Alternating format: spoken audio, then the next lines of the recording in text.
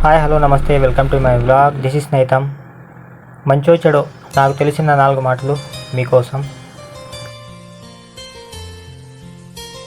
నీటిలోని చేపను అక్వేరియంలో బంధించిన మాత్రాన మనిషి మంచివాడనో, స్వేచ్ఛా ప్రపంచంలో జీవించే పక్షిని పంజారాన గట్టినంత మాత్రాన దయగలవాడనో, తన అవసరానికి నీకు సహాయపడినందుకు ధర్మాత్ముడు అనుకు. కళలను సైతం చంపగల కలియుగం ఇది. బహుశా నా భ్రమ కాకపోతే రామాయణ కాండం ఇప్పుడు జరగాలని కోరుకోవడం ఏంటి? అదే నిజమైతే రామరావణ యుద్ధకాండాన రాముని వైపు వానరులు కాక ప్రస్తుత ఆశజీవి అయిన మనుషులుంటేనా ఒక్క క్షణంలోనే రావణుని వైపు వెళ్ళి నిలబడేవారు. ఇది కలియుగం. మనిషిని నడిపే యంత్రాంగంగా పేరుగాంచిన డబ్బే ఈ లోకాన్ని శాసించే యుగం. మంచి అనే పదానికి చెడు అనే గుణానికి మధ్య నలిగిపోతున్న వారెందరూ.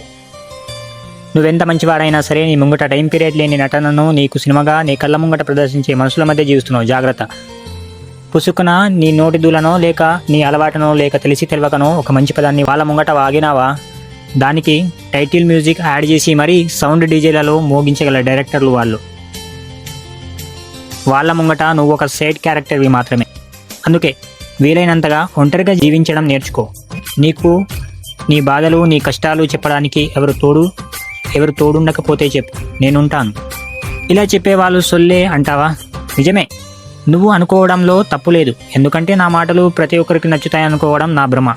అలా నచ్చాలని రూలేం లేదు.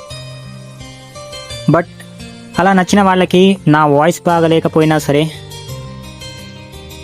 ఆ భావాలలో అర్థాలు బాగుంటాయి అనుకుంటున్నాను.